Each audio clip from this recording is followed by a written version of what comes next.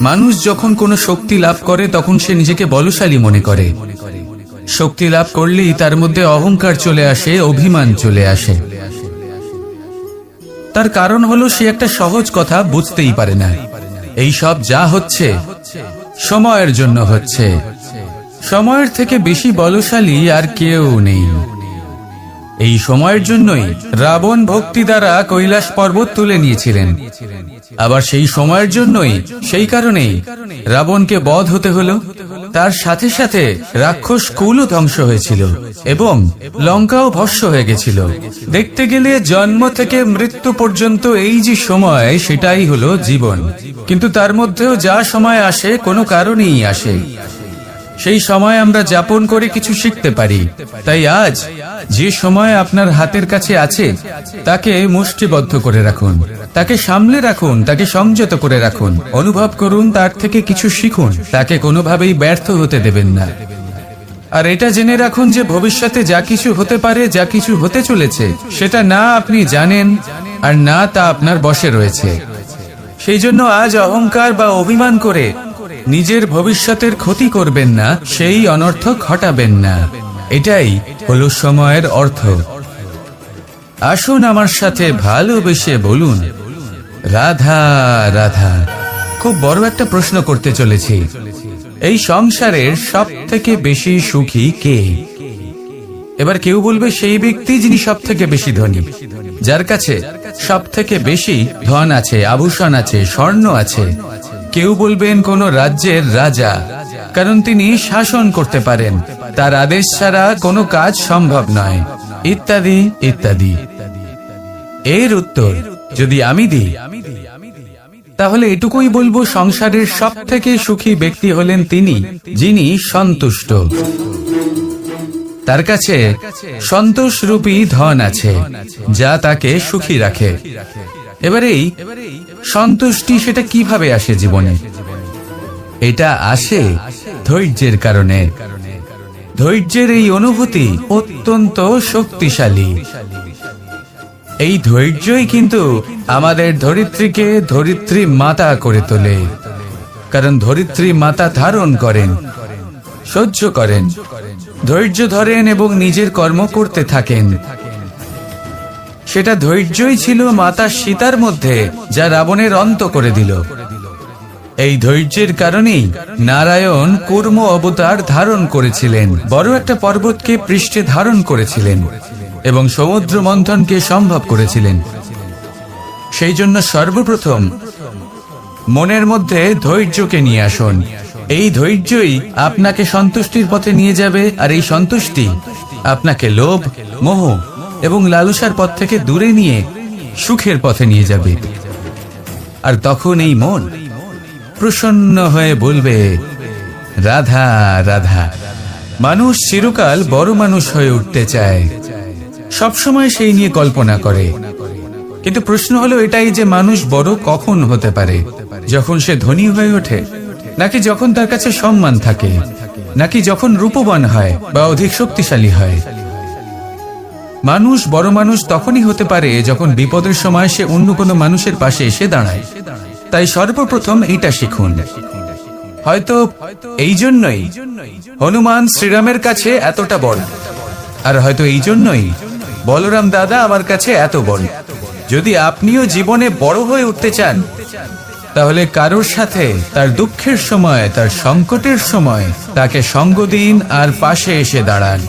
এই মন প্রসন্ন হয়ে বলবে, রাধা রাধা। আমাদের জীবনে আমরা যখনই এমন কোনো মানুষের সাথে পরিচিত হই যে বয়সে, পদে এবং আর্থিক দিক থেকে আমাদের থেকে পিছিয়ে, তখন আমরা সবাই খুব হীন নজরে তাদের দিকে দেখি। মনেই করি না যে সেই ব্যক্তির নিজস্ব একটা অস্তিত্ব রয়েছে, তার নিজেরও একটা মাহাত্ম্য রয়েছে। আমাদের মনেই হয় না যে আমাদের সামনে দাঁড়িয়ে থাকার যোগ্যতা আছে তাদের। চলুন আপনাকে একটা প্রশ্ন করি, শূন্যের নিজস্ব মূল্য কোথায়? আপনি বলবেন কিছুই না। শূন্যের আবার নিজস্ব মূল্য কোথায়? কিন্তু যখন এই শূন্যই কোনো সংখ্যার সাথে এসে যুক্ত হয়ে যায়, কোনো অঙ্কের সাথে এসে যুক্ত হয়ে যায়, তখন তার মূল্য অনেক গুণ বৃদ্ধি পায়। অর্থাৎ এই শূন্যের মূল্য অবশ্যই আছে। আর আমাদের জীবনেও এমন কিছু ব্যক্তি থাকেন, তাদের দেখে মনে হয় যে এদের কোনো মূল্যই নেই, কিন্তু যখন এই ব্যক্তি কারোর সাথে এসে জুড়ে যান, তখন তার মূল্য সেই ব্যক্তির বৃদ্ধি ঘটায়। এই সংসারে এমন কোনো ব্যক্তি নেই যার কোনো মূল্য নেই। যদি আমরা ধনুকের কথা বলি, তাহলে তার জন্য একটি দড়ির প্রয়োজন হয়, যেটি প্রত্যঞ্চা হিসেবে ব্যবহৃত হয়। যদি প্রত্যঞ্চা না থাকে, তাহলে ধনুকের কোনো মূল্যই থাকে না। যদি প্রত্যঞ্চা না থাকে, তাহলে ধনুকের অস্তিত্ব অসম্পূর্ণ থেকে যায়। এই সংসারে যে কোনো ব্যক্তি হোক বা যে কোনো বস্তু হোক, প্রত্যেকের নিজস্ব একটি মূল্য আছে। তার সম্মান করুন, সামনে অগ্রসর হন, আর আমার সাথে ভালোবেসে বলুন, রাধা রাধা।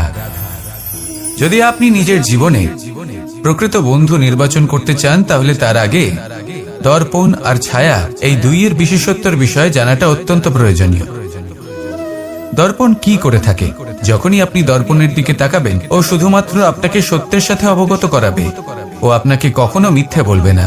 সেখানেই যদি ছায়ার কথা বলি, তাহলে দেখুন ছায়া কি করে। সব সময় আপনার সাথে থাকে, কখনো আপনার সঙ্গ ত্যাগ করে না। এবার আপনার জীবনে যদি এমন কোনো বন্ধু আসে যে সব সময় আপনাকে সত্য কথা বলবে, আপনার অপগুণের বিষয়ে যদি আপনাকে বলে কিন্তু তাও সে সত্যিই বলবে, তাহলে তার উদ্দেশ্য কিন্তু আপনাকে দুঃখ দেওয়া নয়, সে আপনার অজ্ঞানতা, আপনার ভ্রম দূর করতে চায়। যদি আপনি কোনো অনুচিত পথে চলতে থাকেন, তাহলে সে আপনাকে বাধা দিতে চায়। আর যদি সেই মিত্রই ছায়া সঙ্গীর মতো হয়, সে কখনোই সুখ দুঃখে আপনার সঙ্গ ত্যাগ করবে না। তার উদ্দেশ্য হলো সবসময় আপনাকে রক্ষা করা। তাই এরকম দর্পণ বা ছায়ার মতো কোনো বন্ধু যদি আপনার জীবনে আসে, তাহলে তাকে কোথাও যেতে দেবেন না। সে আপনার জীবনকে সুখময় করে তুলবে। আর যদি আপনার জীবনে উপস্থিত বন্ধু এমন না হয়, তাহলে তাকে নিজের থেকে দূরে করে দেওয়াই বাঞ্ছনীয়। তাহলে দর্পণ আর ছায়ার মতো প্রকৃত এবং ভালো বন্ধুকে নিজের জীবনে স্থান দিন, আর আমার সাথে ভালোবেসে বলুন, রাধা রাধা। জল হলো জীবনের আধার। যদি জল না থাকে, এই সংসারের জীবনের কোনো অস্তিত্ব নেই। এই জল হলো শুদ্ধ, পবিত্র। কিন্তু যখন এই জল পরিবেশের সংস্পর্শে আসে, তখন ধুলো, ময়লা, কাদা এবং অন্যান্য বস্তু দ্বারা এই জল পূর্ণরূপে দূষিত হয়ে যায়। এবার যদি এই জলের শুদ্ধিকরণ করতে হয়, তাহলে আমরা এই জলকে অস্থির হতে দিই না, তাকে স্থিরভাবে রেখে দিই। আর সেটা করলে সেই জল নিজে থেকেই সকল অশুদ্ধি ত্যাগ করে দেয়, নিজে থেকেই নিজেকে শুদ্ধ করে তোলে। এটা কিন্তু আমাদের মনের সাথেও হয়ে থাকে। এই সংসারে এত সমস্যার সম্মুখীন হয়েও কোথাও না কোথাও আমাদের এই মন মলিন হয়ে যায়, এতে নেতিবাচক ভাব জাগ্রত হয়।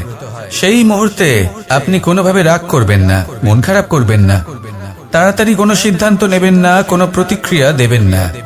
শুধু নিজের এই মনকে শান্ত করে রাখবেন, শান্ত মনে দিন যাপন করবেন।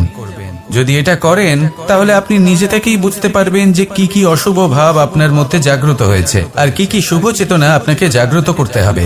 আপনি নিজে থেকেই এমন পথ খুঁজে পাবেন, যার দ্বারা এই অশুদ্ধি আপনি ত্যাগ করতে পারবেন। আসুন আমার সাথে ভালোবেসে বলুন, রাধা রাধা।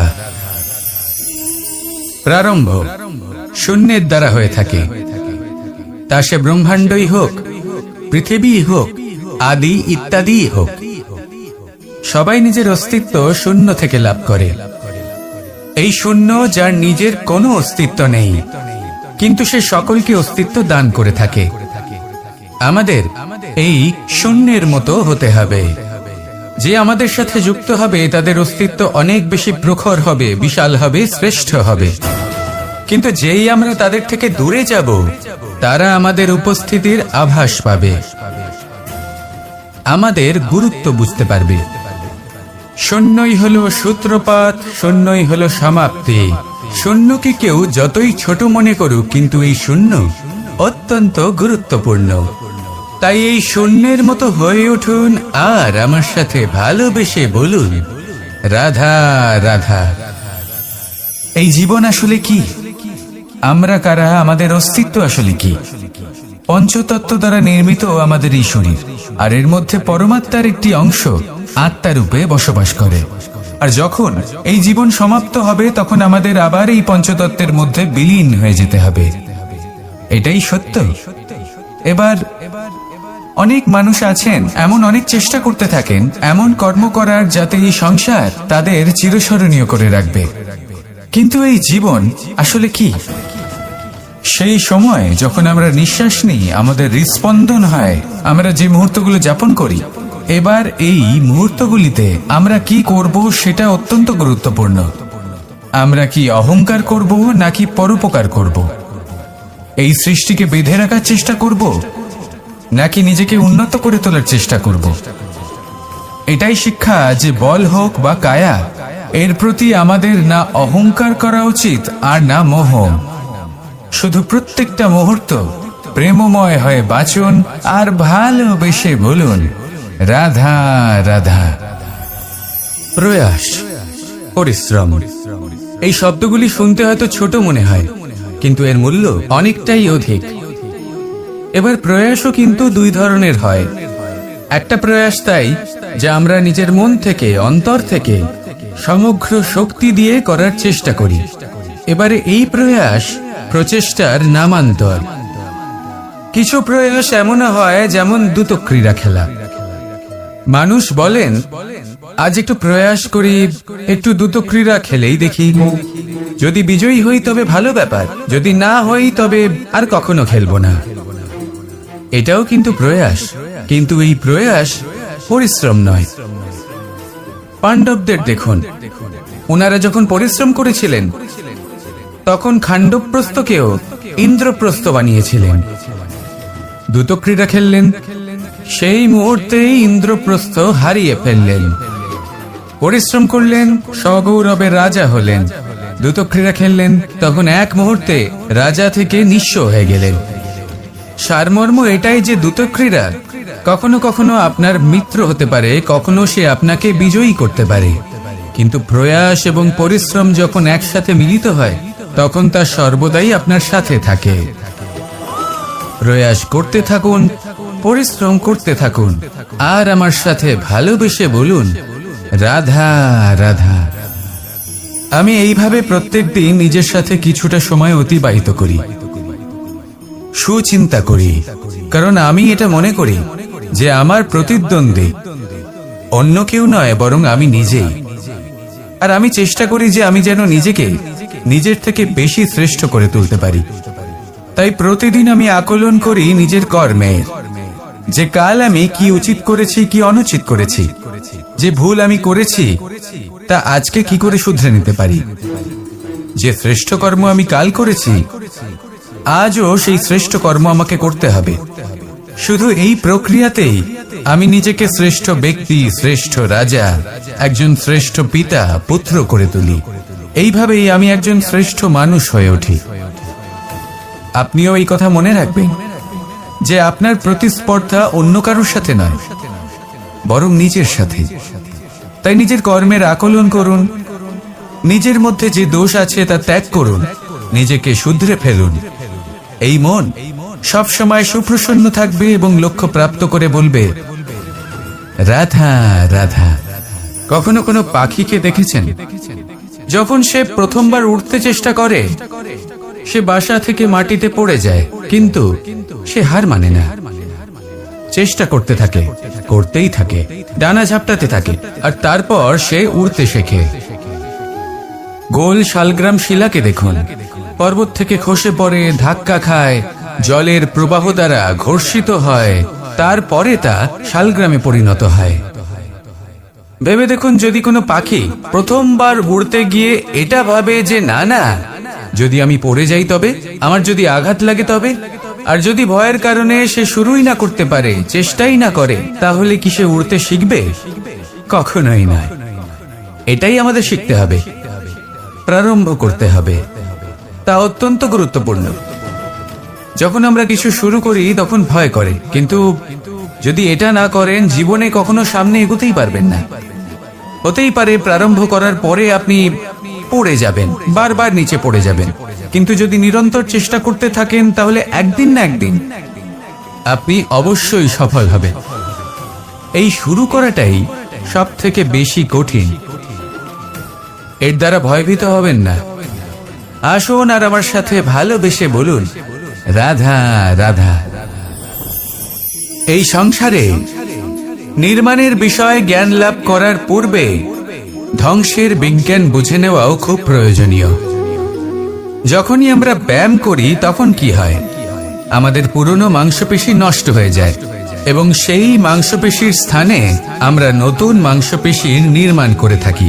যেমন একটা নতুন ইমারত গড়ে তোলবার পূর্বে পুরাতন ইমারতকে ভঙ্গ করে দিতে হয়, তবেই তো সেই স্থান সজীব হবে, ঠিক কিনা? এবারে জ্ঞান এবং বিজ্ঞান ছাড়াও এমন কিছু আছে যা কিনা অত্যন্ত গুরুত্বপূর্ণ। তা হলো সীমা পার করে যাওয়া। এই যে সীমা, এই যে নিয়ম, তা মানুষের জন্যই বানানো, তাকে নিয়ন্ত্রণ করার জন্য তৈরি করা হয়েছে। এমন অনেক সীমা, এমন অনেক নিয়ম মানুষের জন্য অত্যন্ত মঙ্গলকারী। কিন্তু কিছু এমন সীমা আছে, কিছু এমন নিয়ম আছে যা মানুষের লঙ্ঘন করে যাওয়া অতি আবশ্যক। যতক্ষণ না এই সীমা লঙ্ঘন করছেন, নিজের নতুন অস্তিত্বকে খুঁজেই পাবেন না, সেই স্থানে পৌঁছতেই পারবেন না যেখানে সংসার তাকে চিরস্মরণীয় করে রাখবে। সেই জন্য জীবনে যাই করবেন, সীমা অতিক্রম করে যান। যদি পরিশ্রম করেন তাহলে সীমা অতিক্রম করে পরিশ্রম করুন। যদি লক্ষ্যের দিকে অগ্রসর হন তাহলে সীমা অতিক্রম করে অগ্রসর হন। কোনো সীমারেখা যাতে না থাকে, সেই সর্বোচ্চ স্থান দেখুন এবং অগ্রসর হন। এই সংসারে অগ্রসর হওয়ার জন্য এই সীমারেখা বুঝে নেওয়া এবং তা অতিক্রম করার জ্ঞান লাভ করা প্রয়োজনীয়। আসুন আমার সাথে ভালোবেসে বলুন, রাধা রাধা। জ্যোতিষ একটা বিদ্যা, এ হলো একটা বিজ্ঞান। যে নক্ষত্র দশায় আপনি জন্মগ্রহণ করেছেন, যে স্থানে আপনার জন্ম হয়েছে, এগুলো আপনার জীবনের দিশা স্থির করার ক্ষেত্রে গুরুত্বপূর্ণ ভূমিকা পালন করে।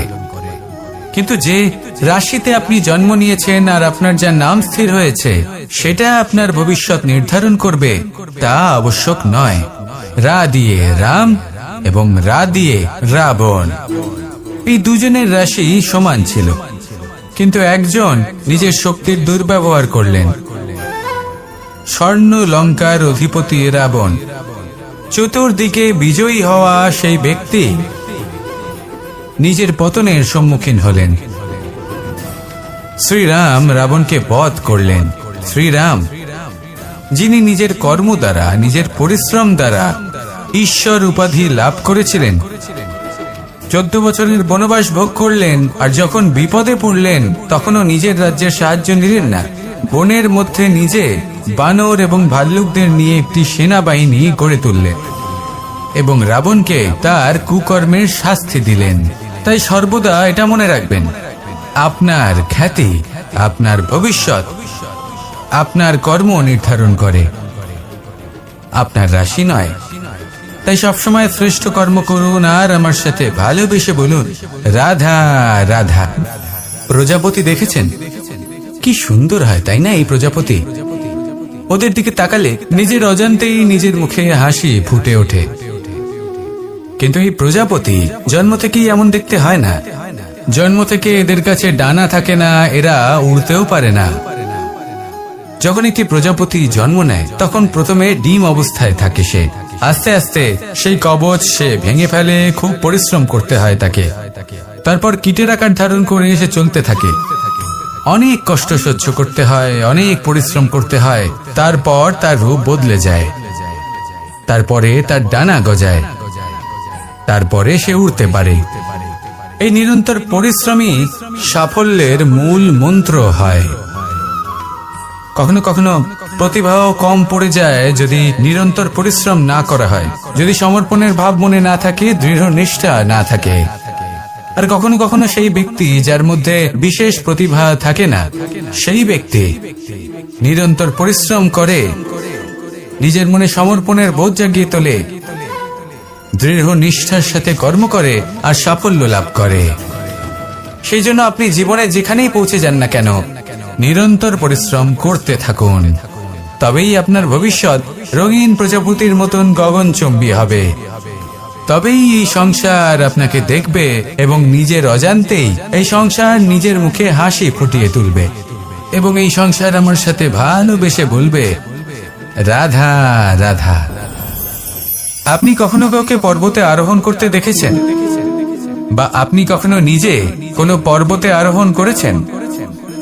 করে থাকলে আপনি এই বিষয়ে অবশ্যই জানবেন যে যখন আমরা শিখরের দিকে এগোই, ওপরের দিকে এগিয়ে চলি, তখন আমাদের একটু ঝুঁকে পথ চলতে হয়, তখনই আমরা সেই পর্বত আরোহণ করতে পারি। কিন্তু যে ব্যক্তি নিচের দিকে ফিরে আসছেন, তিনি কিন্তু ঝুঁকে চলেন না, তিনি দৃঢ়ভাবে সোজা হয়ে নিচে নামেন। এই ভারসাম্য বজায় রাখার এই খেলাতে সংসারের একটা সার লুকিয়ে রয়েছে। যদি আপনিও জীবনে উঁচুতে উঠতে চান, শিখরে পৌঁছতে চান, তাহলে আপনাকেও নত হয়ে বিনম্র হয়ে সামনে এগোতে হবে। সেখানে যদি আপনি বুক চিতিয়ে উদ্ধতভাবে অহংকার বোধ নিয়ে চলতে থাকেন, সেখান থেকেই আপনাকে নিচে নামতে হবে। কোনো ব্যক্তি তার বিনম্র স্বভাব দেখেই বোঝা যায় যে সেই ব্যক্তি সাফল্যের শিখর দেশে আরোহণ করছে নাকি নিচে তথা খাদের দিকে যাত্রা করছে। তাই সবসময় বিনম্র থাকুন, শ্রেষ্ঠ কর্ম করুন, পরিশ্রম করুন, আর আমার সাথে ভালোবেসে বলুন, রাধা রাধা। কর্ণ, সূর্যপুত্র কর্ণ, স্বয়ং সূর্যের পুত্র, দেবী কুন্তীর প্রথম পুত্র। সেই কর্ণ যার একটি বাণ আমার রথকে, সেই রথ যার উপর মহাবলী অর্জুন বিরাজমান ছিলেন, যার পতাকায় স্বয়ং হনুমান ছিলেন, সেই রথকে তার একটি বাণ ধসিয়ে দিতে পেরেছিল। দৈব কবচ কুণ্ডলধারী কর্ণ, সেই কর্ণ যুদ্ধক্ষেত্রে নিজের সমাপ্তির সম্মুখীন হলেন। কারণ কি ছিল? নির্বাচন। দুর্যোধনের সাথে বন্ধুত্ব রাখার জন্য তার অনুচিত কর্মে কোনোদিন কোনো প্রতিবাদ করেননি, তাকে সঙ্গ দিয়েছেন এই নির্বাচন। যখন দ্রৌপদীর বস্ত্রহরণ হচ্ছিল, তখন তাকে বাধা দেওয়ার বদলে নীরব থাকার নির্বাচন, তার বিরোধিতা কখনো না করার নির্বাচন। এই নির্বাচনই কারণ হয়ে দাঁড়ালো কর্ণের পতনে। এই সংসারে সবার উপকার আপনি স্বীকার করতে পারেন, তাকে সম্মানও করতে পারেন, কিন্তু তার সামনে এতটাও নত হবেন না যে নিজের অন্তর্মনের কথাটা আপনি শুনতে না পান। নির্বাচন যদি ধর্মসঙ্গত হয়, তবেই তা শুভ হয়। আসুন আমার সাথে ভালোবেসে বলুন, রাধা রাধা। মানুষ ছোট হোক বা বড়, রাজা হোক বা দরিদ্র, সমস্ত মানুষের মধ্যে একটা সামঞ্জস্য থাকে। সমস্ত মানুষের কাছে তার প্রশংসা অত্যন্ত গুরুত্বপূর্ণ। সে খুবই প্রসন্ন হয় যদি আপনি তার প্রশংসা করেন, কিন্তু আপনি যদি তাকে এটা বলেন যে এটা তোমার ভুল ছিল, তোমার কিছু খামতি ছিল, তখন সেটা সে মানতে রাজিই থাকে না। সব মানুষ এটা শুনতে পছন্দ করে যে সে যেটা করেছে সেটাই সর্বোত্তম। এবার আমি আপনাকে একটা কথা বলি, এই হলো নিন্দা, এই হলো প্রশংসা, আর এই হলো সত্য, যা সবার থেকে উচ্চস্থানীয়। সেই জন্য মানুষ আয়না দেখে। আয়না তাকে তার সৌন্দর্য দেখায় না, তাকে দেখায় যা সত্য, যাতে মানুষ আরো সুন্দর হওয়ার চেষ্টা করতে থাকে। তাই আয়না অত্যন্ত গুরুত্বপূর্ণ সত্যকে জানার জন্য। জীবনে নিন্দুকের মাহাত্ম্য প্রশংসকের মাহাত্ম্যের থেকে অনেক বেশি। কেন? কারণ তারা আপনাকে আপনার খামতি দেখায়, আপনার ভুলগুলো বুঝিয়ে দেয়, আপনাকে একটা সুযোগ দেয় নিজেকে শুধরে নিতে, নিজেকে আরো শ্রেষ্ঠ করে তুলতে, যা প্রশংসক করতে পারে না। তাই জীবনে যদি কখনো নিন্দা করা হয়, তাকে ভালোবেসে গ্রহণ করুন, ধন্যাত্মক রূপে গ্রহণ করুন। যদি নিজেকে কোনো শিক্ষা দেওয়া সম্ভব হয়, তাহলে অবশ্যই দিন। দেখবেন মন প্রসন্ন হয়ে বলবে, রাধা রাধা। জীবনে কখনো সাফল্য আসে, আবার কখনো অসফলতা, কখনো আশা পাওয়া যায়, কখনো নিরাশা, কখনো জয় লাভ করি, আবার কখনো পরাজয়। এর পেছনের কারণটা জানা অত্যন্ত প্রয়োজনীয়। যদি আমি পরাজয়ের কথা বলি, যখনই আমরা পরাজয় লাভ করি আমরা ভাবতে থাকি যে এমন কেন হলো। আমাদের শত্রু কি বেশি শক্তিশালী ছিল, নাকি আমাদের নীতিতে কোনো খামতি ছিল? এই সমস্ত কারণের পেছনে খুব বড় একটা কারণ থাকে, আর সেই কারণ আমাদের অন্তরে সুপ্ত থাকে। ধরে নিন একটা পথ, তাতে আপনি চলছেন, সেই পথ কাঁটায় পরিপূর্ণ, কিন্তু আপনি পাদুকা পরে রয়েছেন আর আপনি হেঁটে সামনে এগিয়ে যান। এবার এমন একটা পথ এলো যা পুষ্পে ঢাকা, আর আপনি পাদুকা পরে রয়েছেন, কিন্তু আপনার পাদুকাতে একটা পাথর আটকে গেল। তখন দু পা হাঁটাও খুব কঠিন হয়ে পড়ে। এই সংসারের যে কোনো শক্তি আপনাকে পরাস্ত করার পূর্বে আপনি জানেন কি আপনাকে পরাস্ত করতে পারে? আপনার অন্তরের দুর্বলতা, আপনার অন্তরের সেই সুপ্ত শত্রু। আর সেই জন্য ইতিবাচক মনোভাব গুরুত্বপূর্ণ হয়ে পড়ে। ভালো মানুষদের সাথে থাকুন, সৎসঙ্গে থাকুন, বন্ধুত্ব করুন, ভালোবাসুন। এই ভালোবাসা এত শক্তিশালী এক অস্ত্র যাকে ব্রহ্মাস্ত্র পরাস্ত করতে পারে না। এই সমস্যারূপী পাথর কিছুই নয়। আসুন আমার সাথে ভালোবেসে বলুন, রাধা রাধা। মানুষের দুটো রূপ রয়েছে। এক, আমাদের এই মুখ যা শুধুই চোখে দেখা যায়, আর দ্বিতীয় আমাদের এই মন যা শুধুমাত্র অন্তরাত্মা দ্বারা দেখা যায়।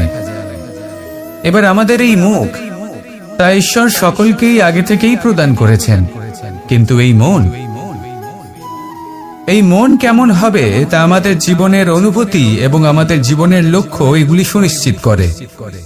অর্থাৎ নেত্র দিয়ে দেখা যায় আমাদের এই মুখ, তা শুধুই এই কারণে প্রয়োজন যাতে সংসার আমাদের দেখতে পায়, আমাদের চিনতে পারে। কিন্তু যদি এই সংসারে আপনি প্রকৃত অর্থে মান সম্মান লাভ করতে চান, তাহলে নিজের অন্তরাত্মাকে আপনাকে বিকশিত করতেই হবে। দেখুন, কথায় আছে এই যে অসুর, তা শারীরিকভাবে উপস্থিত নয়, তা মনের মধ্যে থাকে। যদি এই মন থেকে অসুরকে বের করে দেওয়া যায়, তাহলে শরীরে তা উপস্থিত থাকবেই না। তাই মনকে শুদ্ধ করুন আর আমার সাথে ভালোবেসে বলুন, রাধা রাধা। মানুষ যখনই একে অপরের সামনে নিজেদের হৃদয়ের ভাবনা প্রকাশ করে, তখন এক অত্যন্ত প্রভাবশালী মাধ্যম তারা ব্যবহার করে, যাকে ভাষা বলা হয়। এবার আমি দেখেছি যে একজন মানুষ অনেকগুলো ভাষাতেই নিপুণ। আমি এটাও দেখেছি যে মানুষ অনেকগুলো ভাষায় কথা বলে, কখনো কখনো অনেক ভাষা মিলিত করে তার প্রয়োগ করে, উচিত প্রকারে তাকে ব্যবহার করে না, না সেটাকে সম্মান করে, আর না ভাষাকে শুদ্ধ রাখে। আর এটা হলো অনুচিত। যদি ভাষাকে শুদ্ধ রাখেন, তাহলে ভাষা আপনার চরিত্রকে শুদ্ধ রাখবে, তা আপনার একাগ্রতা বাড়িয়ে তুলবে। এই প্রত্যেক ধ্বনিকে অনুভব করে যদি আপনি শব্দের উচ্চারণ করেন, ভাষাকে প্রয়োগ করেন, তাহলে আপনিও আনন্দ পাবেন, আর যিনি শুনছেন সেই ব্যক্তির কানেও মধুর শব্দ বাজবে। তাই মনে রাখবেন, যে ব্যক্তি ভাষার পবিত্রতাকে সম্মান করে, তাকে সংসারও সম্মান করে। ভাষাকে শুদ্ধ এবং পবিত্র রাখুন, তাহলে ভাষা আপনার চরিত্রকেও শুদ্ধ এবং পবিত্র রাখবে। আর এই মন সুপ্রসন্ন হয়ে বলবে, রাধা রাধা। এ হলো রামায়ণের সময়কালের কথা। সেতু নির্মাণ করার কাজ চলছিল। সমস্ত বানর সেনা এই কাজে নিযুক্ত হয়েছিলেন। বড় বড় পাথর তুলে নিয়ে এই বানর সেনা সমুদ্রে ফেলছিলেন। এই কাজ চলছিল। এমন সময় ছোট্ট একটা কাঠবিড়ালি এলো। ছোট ছোট মাটির ডেলা হাতে নিয়ে সাগরের কাছে যাচ্ছিল, আর বড় বড় পাথরের পাশে রেখে দিচ্ছিল, যথাসম্ভব সেখানে রেখে আসছিল। সারা দিন ধরে সে এই পরিশ্রম করেই যাচ্ছিল। এবার শ্রীরাম তার এই কাজ দেখতে পেলেন। সেই ছোট্ট কাঠবিড়ালিটিকে নিজের হাতে তুলে নিলেন এবং অত্যন্ত ভালোবেসে তার পিঠে হাত বুলিয়ে দিলেন। কথায় আছে যে কাঠবিড়ালির পিঠে যে দাগ আছে, সেই 3টি দাগ এসেছে শ্রীরামচন্দ্রের 3 আঙুলের থেকে। যে কাজ আপনি করছেন তাতে সমস্ত শক্তি প্রয়োগ করুন, যতটা আপনার সামর্থ্য রয়েছে, যতটা আপনার প্রতিভা রয়েছে সম্পূর্ণভাবে উৎসর্গ করে দিন। ঠিক এমন ভাবে কর্ম করুন। সেই কাঠবিড়ালি কিন্তু তাই করেছিল, সেই জন্য শ্রীরামের সাথে সেও সেই কাহিনীতে অমর হয়ে গেছিল।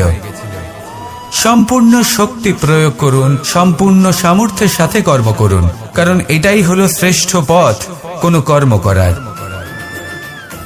আসুন আমার সাথে ভালোবেসে বলুন, রাধা রাধা। এই সংসারে যখন সাফল্যের পথে আপনি অগ্রসর হবেন, তখন আপনার পরিশ্রম, একাগ্রতা, সাহসের সাথে সাথে সমাজের মানসিকতাও সহ্য করতে হবে। প্রত্যেক ব্যক্তি কিছু না কিছু ভাবেন, কিছু না কিছু বলেন। কিছু মানুষ এমন আছেন যারা ভাববেন যে আপনি কিছুই করতে পারবেন না, তারা আপনার নিন্দা করবেন, আর এই নিন্দার কথা ভেবেই আমরা ভয়ভীত হয়ে পড়ি। সেই কারণে নিজেদের আশা, নিজেদের বিশ্বাস হারিয়ে ফেলি। এবার যদি সেই নিন্দার ভয়ে আমরা লক্ষ্যচ্যুত হই, তাহলে সেটা অনুচিত। সেই জন্য জীবনে শুধু পরিশ্রম করতে থাকুন, সামনে এগোতে থাকুন। যেই দিন আপনি আপনার লক্ষ্য লাভ করবেন, সেই প্রত্যেক ব্যক্তি যারা নিন্দা করছিলেন তাদের দৃষ্টি আপনা থেকেই পাল্টে যাবে, ঠিক কিনা? এই সংসারকে যা প্রাণ চায় তাই বলতে দিন।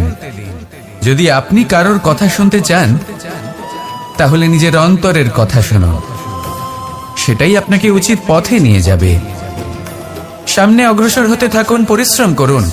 এমন একটা দিন আসবে যেদিন এই নিন্দুক ব্যক্তিরা আপনার লক্ষ্য প্রাপ্তির উদাহরণ সবাইকে দেবে।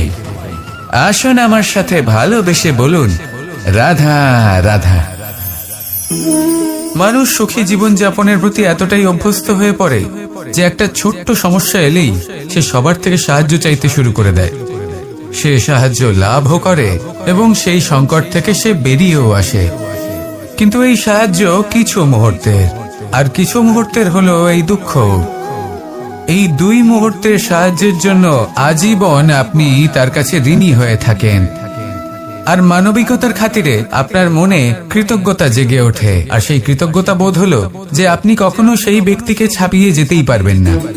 সেই জন্য জীবনে সবসময় চেষ্টা করবেন নিজেকে প্রস্তুত রাখতে, সেই সব সমস্যার জন্য, সেই সব বাধার জন্য যেগুলো আপনার জীবনে আসতে পারে। ততক্ষণ সাহায্য চাইবেন না যতক্ষণ না অন্য কোনো পথ না থাকছে।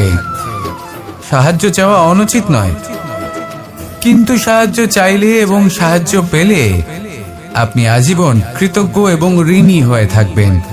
আর তারপর একদিন আপনি পরিবর্তন দেখতে পাবেন যে কিভাবে আপনি ছোট ছোট সমস্যার জন্য সাহায্য না চেয়ে বড় বড় সমস্যার সম্মুখীন হতে প্রস্তুত হয়ে গেছেন। এটাই হলো সংসারের নীতি। এটাই পালন করুন আর আমার সাথে ভালোবেসে বলুন, রাধা রাধা। এমন অনেক মানুষ আছেন যারা আমাকে ভগবানের পরিভাষা জানতে চান, যে ভগবান আসলে কি, তিনি কেমন। এবার দেখুন, ভগবান হোক বা আপনার স্বপ্ন হোক বা আপনার লক্ষ্য হোক না কেন, সেই লক্ষ্য তখনই পূর্ণ হয়, তখনই তাকে লাভ করা সম্ভব যখন আপনার দৃষ্টিভঙ্গি মঙ্গলময় হয়, যখন আপনি নিজে মনে করবেন যে আমি যেটা পেতে চাইছি তা শুভ। উদাহরণস্বরূপ, কোনো পাখিকে দেখুন, সে গাছের ডালে বসে এবং সেখানেই বিশ্রাম করে, কিন্তু পড়ে না। কেন?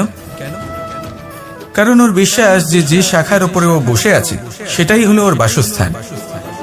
যদি আপনি বিশ্বাস করেন তাহলে আপনি পাথরের মধ্যেও ভগবান দর্শন করতে পারবেন, আর যদি বিশ্বাস না থাকে তাহলে যদি ভগবান সামনে দাঁড়িয়েও থাকে তবেও আপনার বিশ্বাস হবে না।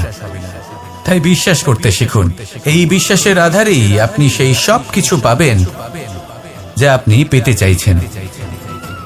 আসুন আমার সাথে ভালোবেসে বলুন, রাধা রাধা। গুরু, যিনি পথ দেখান, আমাদের জীবনে অত্যন্ত গুরুত্বপূর্ণ, অত্যন্ত আবশ্যক। কিন্তু কিছু মানুষ মনে করেন যে গুরুর কোনো প্রয়োজন নেই, কারণ এই সমগ্র জ্ঞান মানুষের অন্তরেই নিহিত রয়েছে। এবার প্রশ্ন এটাই, যদি সমস্ত জ্ঞান মানুষের অন্তরে নিহিত থাকে তাহলে গুরুর কি প্রয়োজন? আর যারা আজ পর্যন্ত গুরুকে মেনে এসেছেন তারা কি অনুচিত করেছেন? এর উত্তর আমি আপনাকে দেব একটা উদাহরণ দ্বারা।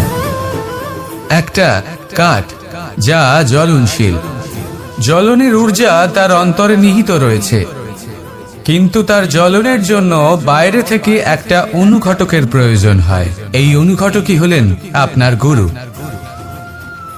উত্তাপ যা একটা কাঠকে জ্বালাতে পারে, সেই উত্তাপ হলো গুরুর প্রচেষ্টা। যদি সেই গুরুই না থাকে, তার প্রচেষ্টাই না থাকে, তাহলে সেই সমস্ত জ্ঞান যা মানুষের অন্তরে নিহিত তা ব্যর্থ হয়ে যাবে। যদি আপনার সাথে আপনার গুরু থাকেন, আপনার পথ প্রদর্শন করেন, আপনার অন্তরের জ্ঞানকে বাইরে নিয়ে আসতে পারেন, তাহলে তাকে সম্মান করুন আর আমার সাথে ভালোবেসে বলুন, রাধা রাধা। असतो मा सद्गमय, तमसो मा ज्योतिर्गमय, मृत्युर्मा मृतंगमय। জ্ঞান সেটাই যা অসত্য থেকে সত্যের পথে চালিত করে। প্রকাশ সেটাই যা অন্ধকার থেকে আলোর পথে নিয়ে আসে। জীবন সেটাই যা মৃত্যু থেকে অমরত্বের পথে নিয়ে যায়। এবার এই তিনটে, জ্ঞান, জীবন এবং প্রকাশ, একই রকম। শূন্য থেকে এর উৎপত্তি হয় এবং আস্তে আস্তে আপনার জীবনে বিস্তার লাভ করে। এবার আমরা এটাই ভাবি যে কেমন করে এই তিনটিকে আগলে রাখা যায়। এর উত্তর হলো, এদের আগলে রাখার প্রয়োজনই নেই, ভাগ করে দিতে হবে। কোন বৃক্ষকেই দেখে নিন, একটি বৃক্ষ অনেক বছর ধরে বেঁচে থাকে। কেন? কারণ সে ভাগ করে দিতে জানে। সে নিজের বীজ ছড়িয়ে দেয়, এই ধরিত্রীতে দেয়, সেই বীজ যা অঙ্কুরিত হয়ে এক নতুন বৃক্ষকে জন্ম দেয়। শুধু ছড়িয়ে দিয়ে একটি বৃক্ষ জীবন দান করতে পারে। যদি কোনো ব্যক্তি জ্ঞান ছড়াতে শিখে যান, যদি প্রকাশ, আলোর কিরণ ছড়িয়ে দিতে শিখে যায়, কোনো ব্যক্তি তার জীবনের সুখ ছড়িয়ে দিতে শিখে যান, তাহলে তিনি মৃত্যুর পরও মৃত হন না। এই ভাগ করে দেওয়ার সুখটাই কিছুটা আলাদা। এই সুখ অনুভব করুন আর আমার সাথে ভালোবেসে বলুন, রাধা রাধা। আপনি কখনো কোনো সরোবরের দিকে তাকান, যার জল হলো শান্ত, স্থির। আপনি স্পষ্ট দেখতে পাবেন সেই সরোবরের তলদেশে কি রয়েছে। তাতে সাঁতরে বেড়াচ্ছে সুন্দর মাছ, চকচকে কিছু পাথর, স্বর্ণরূপী বালি, সবই আপনি দেখতে পাবেন। কিন্তু যখনই আপনি একটা ছোট্ট পাথর তুলে সেই জলে ছুঁড়ে ফেলবেন, তখন সেই জল বিচলিত হবে আর সেই স্পষ্টতা ন্যূনতম হয়ে যাবে। তারপর কিছুই স্পষ্টভাবে দেখা যাবে না। এই ঘটনা মানুষের সাথেও ঘটে। মানুষ যদি বিচলিত হয়ে পড়ে, তখন সে বুঝতে পারে না যে বর্তমানে কি হয়ে চলেছে আর ভবিষ্যতে কি করা উচিত। কিন্তু সেই মানুষ যদি শান্ত থাকেন, স্থির থাকেন, ধন্যাত্মক থাকেন, তাহলে নিশ্চিত রূপেই বুঝতে পারবেন যে বর্তমানে কি করতে হবে আর ভবিষ্যতে কি করতে হবে। তাই নিজের মধ্যে সেই স্থিরতা আনুন, সেই ধৈর্য ধরুন, নিজেকে শান্ত রাখুন আর সবার মধ্যে ভালোবাসা ছড়িয়ে দিন। এই মন প্রসন্ন হয়ে বলবে, রাধা রাধা। সম্পর্ক এ হলো এক বন্ধন যা আমাদের এক সূত্রে বেঁধে রাখে। কিন্তু এমন কিছু ব্যক্তি থাকেন যারা এই সম্পর্কের বিষয়ে নিজস্ব একটা ধারণা করে ফেলেন যে সম্পর্ক এরকম হওয়া উচিত, সম্পর্ক সেরকম হওয়া উচিত। আমি এই সম্পর্কের জন্য কত কিছু করেছি এই ব্যাখ্যা করতে থাকেন আর তার বদলে অনেক কিছু প্রত্যাশাও করেন। কিন্তু সত্য হলো এটাই যে সব সম্পর্ক একরকমের হয় না, কিন্তু প্রত্যেক সম্পর্কের একটা বিশেষত্ব থাকে। যেমন চোখ আর নাকের এই সম্পর্ককেই দেখুন। চোখের সব থেকে কাছে কে আছে? নাক আছে। কিন্তু এই চোখ দিয়ে এই নাককে আমরা দেখতেই পাই না। তবে কি ধরে নেব এই সম্পর্কের কোনো মূল্য নেই? এমনও নয়। ঠিক এইভাবেই যদি কোনো ব্যক্তি তার আবেগ আপনার কাছে ব্যক্ত করতে না পারে বা প্রকট করতে না পারেন বা আপনাকে বোঝাতে না পারে, তাহলে তার মানে এটা নয় যে তার সাথে আপনার সম্পর্কের তিক্ততা রয়েছে। এমনটা কখনোই নয়। শুধু চোখ আর নাকের এই সম্পর্কের মতোই হলো আমাদের জীবনে আমাদের আপনজনের সাথে সম্পর্ক। যদি কারোর ব্যবহার আপনার প্রতি অনুচিত হয়, বা যদি কেউ অনুপস্থিত থেকে থাকে, বা কেউ যদি আপনাকে বুঝতে না পারেন, তাহলে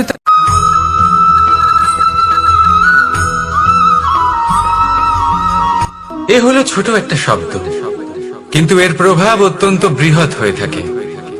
আর সব থেকে বড় সমস্যা হলো মানুষ আজ অব্দি বুঝতেই পারেনি যে এই অহংকারের বাস্তব রূপ কিরকম। কেউ একে গর্বের নাম দেন, কেউ একে আত্মসম্মানের নাম দিয়ে থাকেন, এবং কোথাও একটা এমন সময় চলে আসে যখন সময় এই অহংকারকে ভেঙে খান খান করে দেয়। আর তখন না গর্ব আপনাকে বাঁচাতে পারে, না আপনার আত্মসম্মান। এখন যদি আপনাকে উদাহরণ দিই, তাহলে যেখানে আপনি বসে আছেন সেই ঘরেই ওপরে তাকান, সেই ছাদের দিকে। যদি এই ছাদ অহংকার করতে থাকে যে দেখো, আমি তো সব থেকে উঁচু জায়গায় আছি, আমার চেয়ে ওপরে আর কেউ নেই, আমি এই ঘরে থাকা সমস্ত ব্যক্তিকে ছায়া প্রদান করি, যদি এই অহংকার এসে যায় তাহলে কি?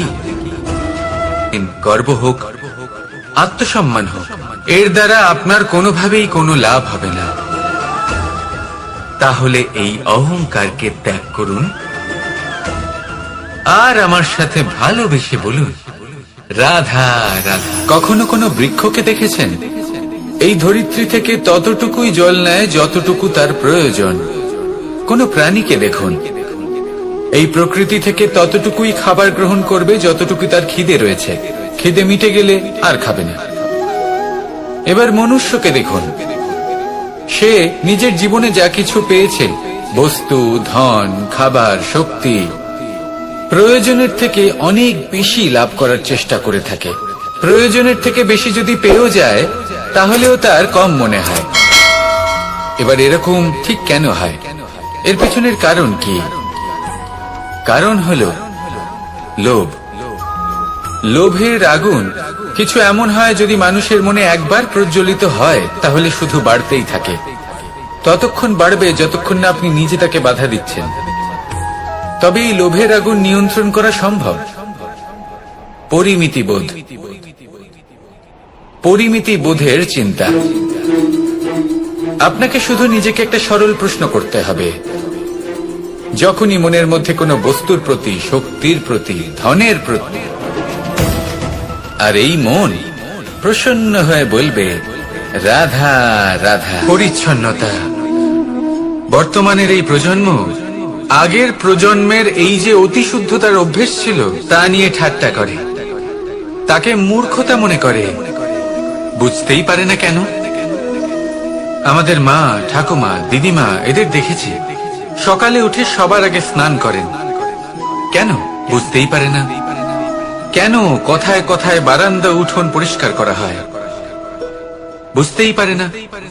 অনেক মানুষজন এটাকে ধার্মিক এবং অন্ধবিশ্বাস বলে, কিন্তু যদি আমি আপনাকে সত্যি কথা বলি, প্রত্যেক ধর্ম বিজ্ঞানসম্মত।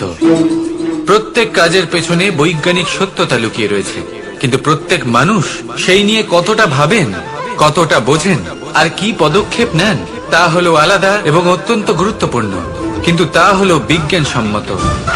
আজও যখন আমি আগে বাড়ি যাই, মা সবার আগে আমার হাত পা ধুয়ে দেন, তারপর সবকিছু। তাই আপনি পরিচ্ছন্ন থাকুন, তাহলে আপনি সুস্থ থাকবেন। তখনই আপনার মনে ভক্তিভাব আসবে, তখনই এই সমগ্র সংসারকে সামলানোর শক্তি অর্জন করতে পারবেন। তাহলে পরিচ্ছন্ন থাকুন, সব ভালো থাকবে। রাধা রাধা। ধর্ম। আমরা সকলে ধর্মের বিষয়ে কথা বলি, কখনো নিজের ধর্মের বিষয়, আর কখনো অন্যের ধর্মের বিষয়। কখনো আমরা অধর্ম দেখলে সেই বিষয়ে কথা বলি। অনেক রকম আলোচনা হয়, কিন্তু এই ধর্ম আসলে কি, সেটা কি কেউ বোঝে? যদি আমি আপনাকে উত্তর দিই, এই উত্তর সরল। ধর্ম হলো তাই যা মানুষকে অন্য মানুষের সাথে, সমস্ত বিশ্ব সংসারের সাথে আনন্দ সহকারে বাঁচতে শেখায়।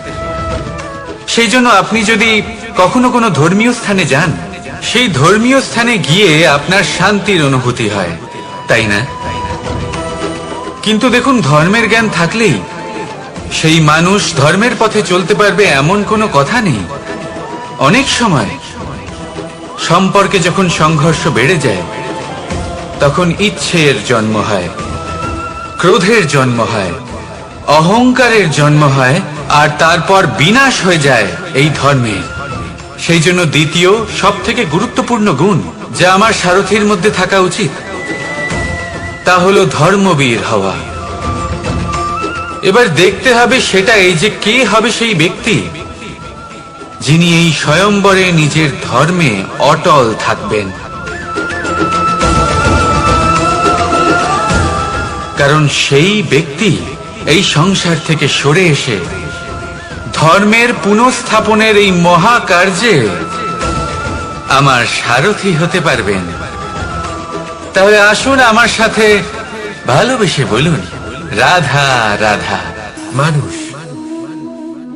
মানুষ কতটা শক্তিশালী হয়, তার কতটা সামর্থ্য রয়েছে, সে কতটা প্রতিভাশালী হয়, এটা হয়তো বলার কোনো দরকারই নেই। আজকের দিনে সবাই জানে যে মানুষ কি না করতে পারে। মানুষ চাইলে সবকিছু করতে পারে। মানুষ যদি চায় মাছের মতো জলে সাঁতার কাটতে পারে। মানুষ যদি চায় হিমালয়ের মাথা নত করতে পারে। মানুষ যদি চায় সমুদ্র থেকে মুক্ত সংগ্রহ করতে পারে। মানুষ যদি চায় তাহলে আকাশের পাখির মতো বিচরণ করতে পারে। মানুষ চাইলে সব কিছু পেতে পারে। সে জ্ঞান, সম্পত্তি, পরিবার, সাফল্য, সবকিছু। যদি কিছু থাকে যেটা সে গ্রহণ করতে চায় না, সেটা হলো তার দোষ। আর আমার সাথে ভালোবেসে বলুন, রাধা রাধা। ধৈর্য। এই ধৈর্য কি কোন গুণ, কোন অনুভূতি, কোন দৃষ্টিভঙ্গি? আমার জন্য ধৈর্য এক বাহন। আপনি হয়তো ভাবছেন, এ কেমন বাহন? বাহন তো ঘোড়া হতে পারে, হাতি হতে পারে, উটও হতে পারে, কিন্তু ধৈর্যকে বাহন বানানো মানে? চলুন আপনাকে একটা কথা বোঝাই। পৃথিবীতে এমন কোনো বাহন নেই যে তার আরোহীকে আছড়ে ফেলেনি। সেটা উট হোক বা হাতি হোক বা ঘোড়া হোক, চলতে চলতে কখনো নড়বড় করেই বসে। তারপর সেই আরোহী এই ধৈর্যের সাহায্যে আরোহণ করে দেখুন কিভাবে এই বাহন আপনাকে আপনার গন্তব্যে পৌঁছে দেবে। রাধা রাধা। ভগবান প্রত্যেক কঠিন পরিস্থিতিতে এই নামই আছে যা আমাদের উপায় দিয়ে থাকে। ব্যক্তি যান, ভগবানের পুজো করেন, আরাধনা করেন, ব্রত পালন করেন, মন্দিরে যান, পুজো পাঠ করেন, ভগবানকে জাগিয়ে তোলেন, আর তারপর শুরু হয় সমস্ত প্রশ্ন। হে ভগবান, আমার সাথে এরকম কেন হচ্ছে? কেন আমারই জীবনে এত দুঃখ আছে? আমি কিভাবে এর সম্মুখীন হব? আমাকে কেন এত কষ্ট ভোগ করতে হচ্ছে? হে ভগবান, আমি কি করব? আমাকে সাহায্য করুন, কোনো রাস্তা দেখান। আপনার মধ্যেই তো আছে। রাধা রাধা। বিপদ আপদ আপনাকে সন্ত্রস্ত করে রাখতে পারে, কিন্তু এই বিপদ প্রত্যেকের জীবনে কোনো না কোনো কারণে থাকে। এটা আপনাকে দেখায় যে আপনার মধ্যে কি খামতি রয়েছে, কেন রয়েছে। এই বিপদ হলো সেই মাধ্যম যার দ্বারা আপনি নিজের দুর্বলতাকে নিজের শক্তিতে পরিবর্তন করতে পারেন। একটা ফুলের দিকে তাকান।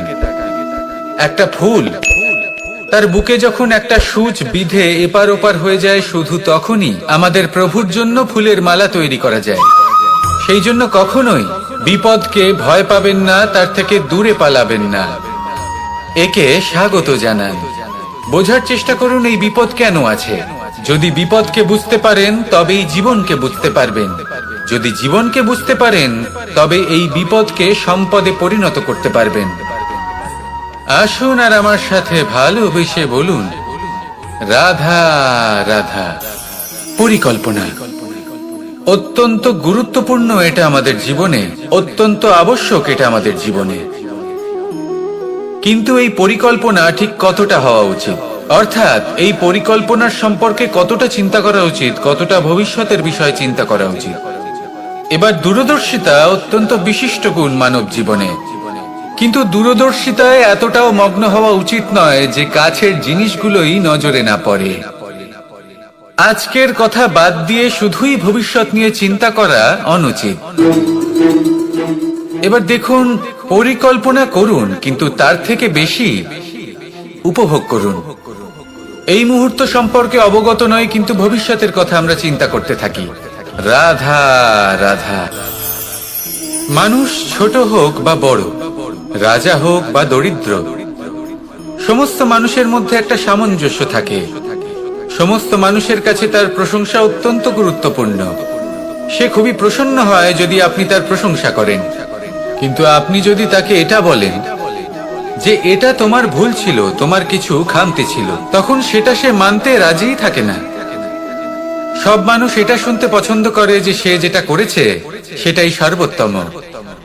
এবার আমি আপনাকে একটা কথা বলি, এ হলো নিন্দা, এ হলো প্রশংসা, আর এই হলো সত্য, যা সবার থেকে উচ্চ তুলতে, যা প্রশংসক করতে পারে না। তাই জীবনে যদি কখনো নিন্দা করা হয়, তাকে ভালোবেসে গ্রহণ করুন, ধন্যাত্মক রূপে গ্রহণ করুন। যদি নিজেকে কোনো শিক্ষা দেওয়া সম্ভব হয় তাহলে অবশ্যই দিন। দেখবেন মন প্রসন্ন হয়ে বলবে রাধা রাধা। আকাঙ্ক্ষা কখন লোভে পরিণত হয়ে যায় তা কেউ বলতে পারে না। এবার তার পরিণাম কি হতে পারে তাও আমরা কেউ জানি না।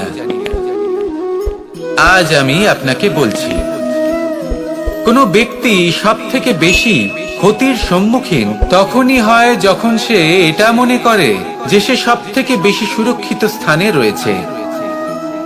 সে ভাবে যে সে সেখানে সুরক্ষিত রয়েছে। সে তখন অসাবধান হয়ে পড়ে, আর তখনই তাকে জীবনের সব থেকে বড় ক্ষতির সম্মুখীন হতে হয়। নিঃস্ব হয়ে যাওয়ার পরিস্থিতি কোনো মানুষের জীবনে তখনই আসে যখন তার কাছে প্রচুর সম্পত্তি থাকে এবং সে তার থেকেও অনেক বেশি সম্পত্তি অর্জন করতে চায়। সেই অনেক বেশি সম্পত্তি অর্জন করার চেষ্টায় সে এমন কিছু করে বসে যার ফলে তাকে সমস্ত সম্পত্তি হারাতে হতে পারে। একজন রচনাকার নিজেই নিজের প্রতিভা একদম শেষ করে দিতে পারে যখন সে অনেকগুলো কাজ নিজের কাঁধে নিয়ে নেয়। একটা গুরুত্বপূর্ণ কথা সবসময় মনে রাখবেন, আজ আপনি যেখানেই থাকুন না কেন, যেমনই যে কোনো স্থানেই থাকুন না কেন, এর পেছনে আপনার আকাঙ্ক্ষার একটা বিশাল ভূমিকা রয়েছে। কিন্তু মনে রাখবেন, আপনাকে শিখতে হবে যে কখন আর কিভাবে নিজের উচ্চাকাঙ্ক্ষাগুলিকে লাগাম পরাতে হবে, কারণ এটা অত্যন্ত আবশ্যক। তাই আসুন আর আমার সাথে ভালোবেসে বলুন রাধা রাধা। মানুষ কতটা বিচিত্র হতে পারে, সব সময় স্বপ্ন দেখতে থাকে যে কাল আমি এটা করব, কাল আমি ওটা শুরু করব, কাল আমি ওটা সম্পন্ন করব। এই যে কাল শব্দটা, এই কাল অত্যন্ত বিচিত্র এক শব্দ। আমরা সবসময় এটাকে আসতে দেখতে পাই, কিন্তু এটা আসাতে বর্তমানে পরিণত হয়। আবার আজ নতুন কাল দেখতে পাই, তার জন্য অপেক্ষা করি, যখন সেটা সামনে আসে বর্তমানে পরিণত হয়। এই কাল সবসময় একটা মিথ্যে সান্ত্বনা দেয় যে সে আসছে, কিন্তু সে কখনোই আসে না। যেটা আপনার হাতে রয়েছে তা হলো আজ, বর্তমান। তাই যা করার আছে, যা সম্পন্ন করতে চান, যা শুরু করতে চান, আজ করুন, বর্তমানে করুন। কারণ আজ আপনি যা করবেন সেটাই আপনার ভবিষ্যৎ নির্ধারিত করবে। ভবিষ্যতের বিষয় ভাবতে থাকলে ভবিষ্যৎ সুন্দর হবে না। আজ কর্ম করতে হবে। তাই আজ বর্তমানে জীবন যাপন করুন, কর্ম করুন, আর আমার সাথে ভালোবেসে বলুন রাধা রাধা। সৌন্দর্য।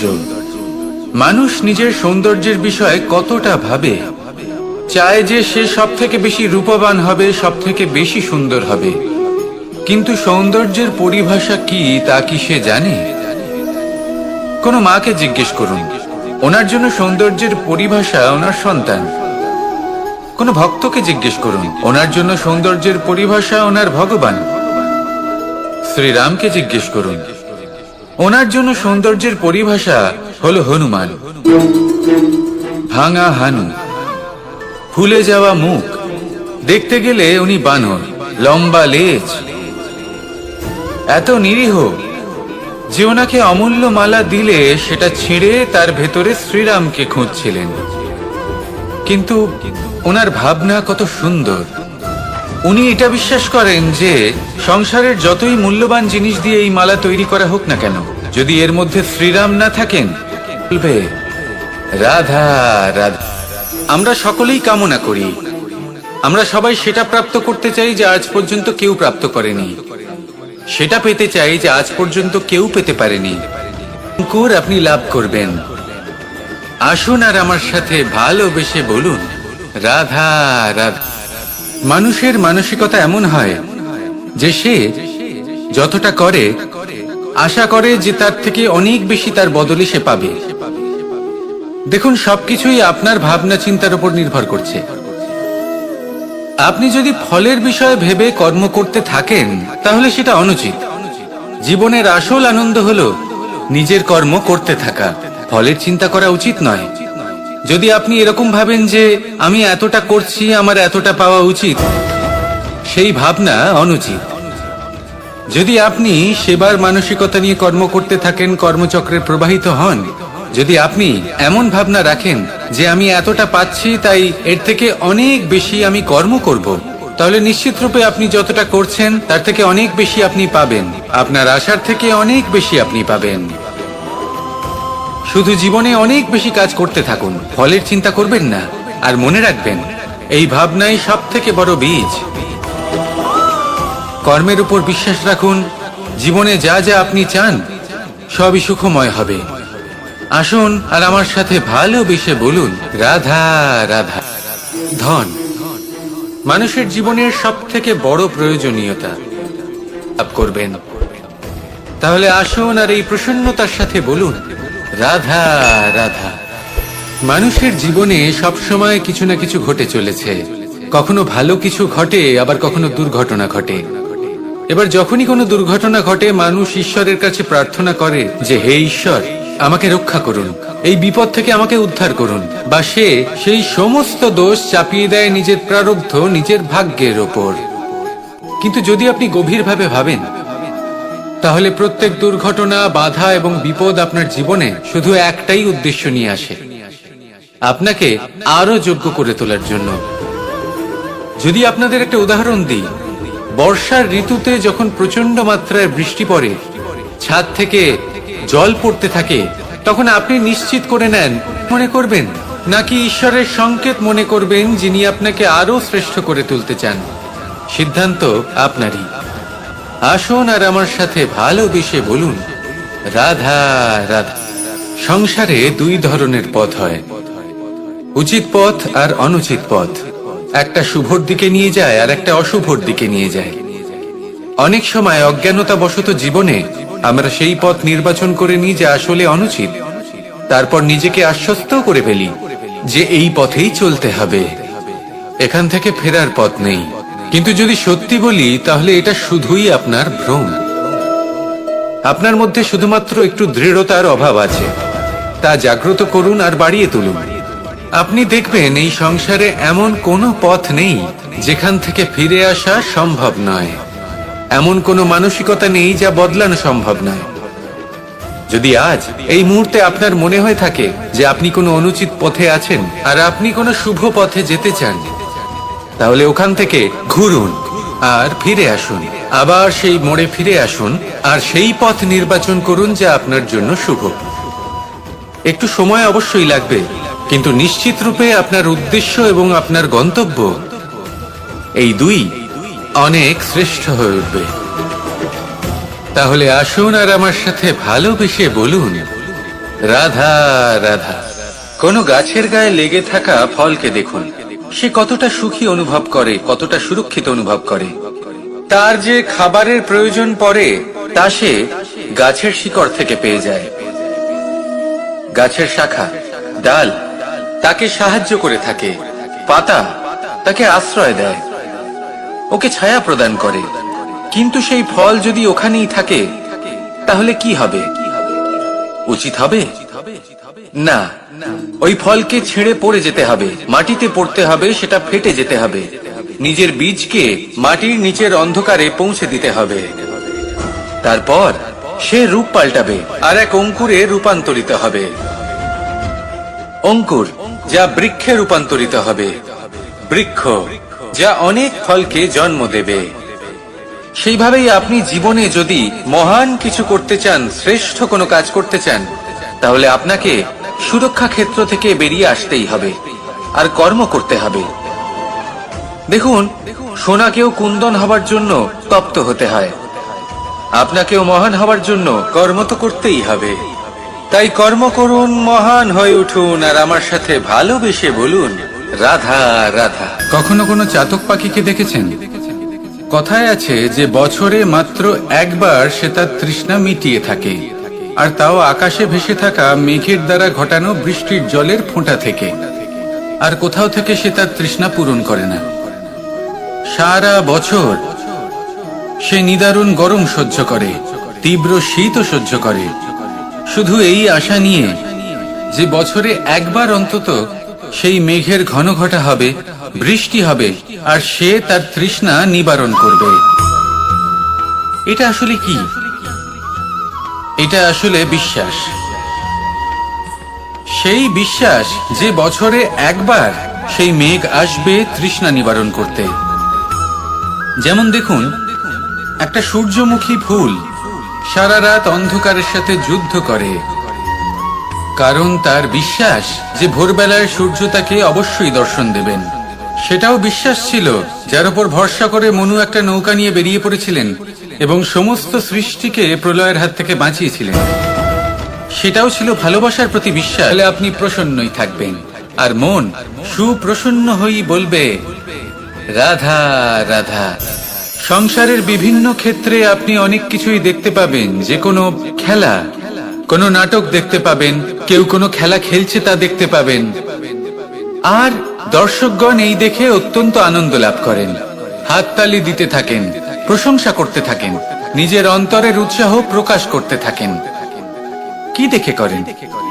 সেই সমস্ত খেলোয়াড়দের দেখে করেন যারা এই খেলাটা খেলছে, তাই না? কিন্তু অনেক সময় সেই খেলোয়াড়রা সেই খেলার আনন্দ উপভোগ করতে পারেন না, কারণ ওনারা চাপা পড়ে যান তাদের কামনার চাপে। জয় লাভ করার কামনা, প্রথম স্থান লাভ করার ইচ্ছে, প্রতিযোগিতায় সব থেকে এগিয়ে থাকার ইচ্ছে তাদেরকে এই খেলা উপভোগ করতেই দেয় না। সেই জন্য কখনো কখনো এই খেলোয়াড়দের থেকে অনেক বেশি আনন্দ উপভোগ করেন দর্শকগণ, যেখানে এই খেলাটা কিন্তু খেলছেন খেলোয়াড়রাই। আমি এটা বলছি না যে এই ইচ্ছে, এই আকাঙ্ক্ষা অনুচিত না, কিন্তু তার সাথে সেই খেলা, সেই কর্মের আনন্দ উপভোগ করাও অত্যন্ত গুরুত্বপূর্ণ। তাই সেটাও। আর এই মন, আপনি তো জানেন, এই মন প্রসন্ন হয়ে বলবে, রাধা রাধা। ব্যাম, এই শব্দ আমরা সকলে শুনেছি, আর এটা সারা জীবন আমাদের সাথেই থাকে কোনো না কোনো রূপে। যখন আমরা জন্মগ্রহণ করি, চলতে শিখি, প্রথমে আমরা হামাগুড়ি দিয়ে চলি, পরে চলতে চেষ্টা করি কিন্তু পড়ে যাই। তখন আমাদের বাড়ির গুরুজনেরা আমাদের আটকান না, ওনারা মনে করেন এইভাবেই আমাদের সন্তান চলতে শিখবে, এইভাবেই তার পা আরো মজবুত হবে, যা অত্যন্ত গুরুত্বপূর্ণ। এইবার জীবনকালে যতই আমরা এগোতে থাকি, এই ব্যায়াম বিভিন্ন রূপে আমাদের সাথেই থাকে। কিন্তু আপনি কি জানেন যে এই ব্যায়ামের তাৎপর্য আসলে কি? আপনি কি জানেন এই ব্যায়ামের মর্ম আসলে কি? যখনই আমরা এই ব্যায়াম করি, আমাদের শরীরের মাংসপেশি ক্ষয় হয়। প্রথমে তা ক্ষয় হয়, তারপর আবার তা নির্মিত হয়, আরো শ্রেষ্ঠ, আরো শক্তিশালী মাংসপেশি আমরা লাভ করি। অর্থাৎ এই ব্যায়াম হলো সৃজনের বিজ্ঞান। এই ব্যায়াম আমাদের জন্য অত্যন্ত আবশ্যক। সেই জন্য জীবনে যখনই কোনো কিছু নষ্ট হয়ে যায়, চলে যায়, তখন হতাশ হয়ে পড়বেন না। তাকে পুনর্নির্মাণ করার চেষ্টা করবেন। আর এই শিক্ষা আমরা লাভ করি পাখিদের থেকে। যখনই বর্ষা হয়, ঝড় আসে, যখন পাখির বাসা ভেঙে চুরমার হয়ে যায়, তারা হার মেনে নেয় না। সে আবার অল্প অল্প করে সব খুঁজে একত্রিত করে আবার নিজের বাসা বানিয়ে তোলে, পুনরায় এক জীবনকে জন্ম দেয়, এক নতুন পরিবারকে জন্ম দেয়। তাই মনে রাখবেন, জীবনে এইভাবেই যদি আপনি নির্মাণ করতে চান, সৃজন করতে চান, তাহলে সেই নির্মাণের জন্য ভাঙনের অভিজ্ঞতা থাকা অত্যন্ত আবশ্যক। ভগ্ন বস্তুকেও সম্মান করা অত্যন্ত আবশ্যক। এই আচরণ মনে নিয়ে আসুন, মন প্রসন্ন হয়ে বলবে রাধা রাধা। মানুষ যখন কোনো শক্তি লাভ করে তখন সে নিজেকে বলশালী মনে করে। শক্তি লাভ করলেই তার মধ্যে অহংকার চলে আসে, অভিমান চলে আসে। তার কারণ হলো সে একটা সহজ কথা বুঝতেই পারে না। এই সব যা হচ্ছে সময়ের জন্য হচ্ছে। সময়ের থেকে বেশি বলশালী আর কেউ নেই। এই সময়ের জন্যই রাবণ ভক্তি দ্বারা কৈলাস পর্বত তুলে নিয়েছিলেন। আবার সেই সময়ের জন্যই, সেই কারণেই রাবণকে বধ হতে হলো। তার সাথে সাথে রাক্ষস কুলও ধ্বংস হয়েছিল এবং লঙ্কাও ভস্ম হয়ে গেছিল। দেখতে গেলে জন্ম থেকে মৃত্যু পর্যন্ত এই যে সময়, সেটাই হলো জীবন। কিন্তু তার মধ্যেও যা সময় আসে কোনো কারণেই আসে। সেই আসুন আমার সাথে ভালোবেসে বলুন রাধা রাধা। কথায় আছে, যখন আপনি যুদ্ধক্ষেত্রে দাঁড়িয়ে তখন শত্রুকে পিঠ দেখিয়ে পালিয়ে যাওয়া বা পিছু হটে যাওয়া অত্যন্ত অনুচিত যুদ্ধ নীতি হয়। কথায় আছে যে শ্রেষ্ঠ যুদ্ধ নীতি হলো সেটাই যেখানে আপনি অস্ত্র হাতে নিয়ে এগিয়ে যান, সাহসের সাথে যুদ্ধ করে শত্রুকে পরাস্ত করে ফিরে আসেন। আর সেটাই আমি করেছিলাম। তখন মহাভারত রচনা হয়েছিল, কারণ তখন ধর্ম রক্ষা করা আবশ্যক ছিল। কিন্তু এমনও একটা সময় ছিল যখন আমি যুদ্ধ থেকে পালিয়েছি, কারণ তখন প্রজাদের সুরক্ষা বেশি গুরুত্বপূর্ণ ছিল। আমার গায়ে যুদ্ধ বিমুখ হবার কলঙ্ক লাগিয়েছিল। কিন্তু ঠিক আছে, আমি সেটাই করেছিলাম যেটা প্রয়োজনীয় ছিল। শ্রীরামও লঙ্কা গিয়ে রাবণকে হত্যা করার পূর্বে 4 মাস ধরে অপেক্ষা করেছিলেন। অপেক্ষায় ছিলেন কবে সেই সেতু সম্পন্ন হবে। তারপরে গিয়ে রাবণকে পরাস্ত করলেন, তাকে বধ করলেন। জীবনে কখনো কখনো থেমে যাওয়া বা পিছু হটে যাওয়া কার্যকর হতে পারে। এটা প্রত্যেক সময়ের উপরে নির্ভর করে। শত্রু যে কেউ হতে পারে, যখন খুশি আক্রমণ করতে পারে। কোনো মানুষ হতে পারে, আবার কোনো দানবও হতে পারে। আমাদের নিজেদের মানসিকতা হতে পারে, কোনো অসুখ হতে পারে, মহামারীও হতে পারে। সেক্ষেত্রে সেটাই করুন যেটা উচিত মনে হয়। দেখুন, প্রত্যেকবার নারায়ণ তো আপনাকে সাহায্য করতে আসবেন না। অনেক সময় মানুষকে নিজেকেই সেই বাধার সম্মুখীন হয়ে তাকে পরাস্ত করতে হয়। আর এমনিতেও কথায় আছে যে প্রত্যেক নরের মধ্যে নারায়ণ আছেন। তাই অন্তরের নারায়ণকে জাগ্রত করুন, আর যা সমস্যা আছে তাকে সমাপ্ত করে ফেলুন। তা সে যতই পিছু হটে করতে হোক না কেন। আসুন আর আমার সাথে ভালোবেসে বলুন রাধা রাধা। গুরু, যিনি পথ দেখান, আমাদের জীবনে অত্যন্ত গুরুত্বপূর্ণ, অত্যন্ত আবশ্যক। কিন্তু কিছু মানুষ মনে করেন যে গুরুর কোনো প্রয়োজন নেই, কারণ এই সমগ্র জ্ঞান মানুষের অন্তরেই নিহিত রয়েছে। এবার প্রশ্ন এটাই, যদি সমস্ত জ্ঞান মানুষের অন্তরে নিহিত থাকে তাহলে গুরুর কি প্রয়োজন? আর যারা আজ পর্যন্ত গুরুকে মেনে এসেছেন তারা কি অনুচিত করেছেন? এর উত্তর আমি আপনাকে দেব একটা উদাহরণ দ্বারা। একটা কাঠ যা জ্বলনশীল, জ্বলনের ঊর্জা তার অন্তরে নিহিত রয়েছে, কিন্তু তার জ্বলনের জন্য বাইরে থেকে একটা অনুঘটকের প্রয়োজন হয়। এই অনুঘটকই হলেন আপনার গুরু। উত্তাপ যা একটা কাঠকে জ্বালাতে পারে, সেই উত্তাপ হলো গুরুর প্রচেষ্টা।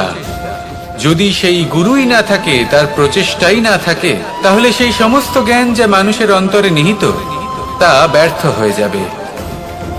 যদি আপনার সাথে আপনার গুরু থাকেন, আপনার পথ প্রদর্শন করেন, আপনার অন্তরের জ্ঞানকে বাইরে নিয়ে আসতে পারেন, তাহলে তাকে সম্মান করুন। আর আমার সাথে ভালোবেসে বলুন, রাধা রাধা। মানুষ সত্যের সাথে অবগত হবার জন্য ব্যাকুল হয়ে থাকে, চিরকাল চেষ্টা করতে থাকে। জন্ম থেকেই তার মনে এই ইচ্ছে জাগ্রত হয় সত্যিটা কি সেটা জানতে।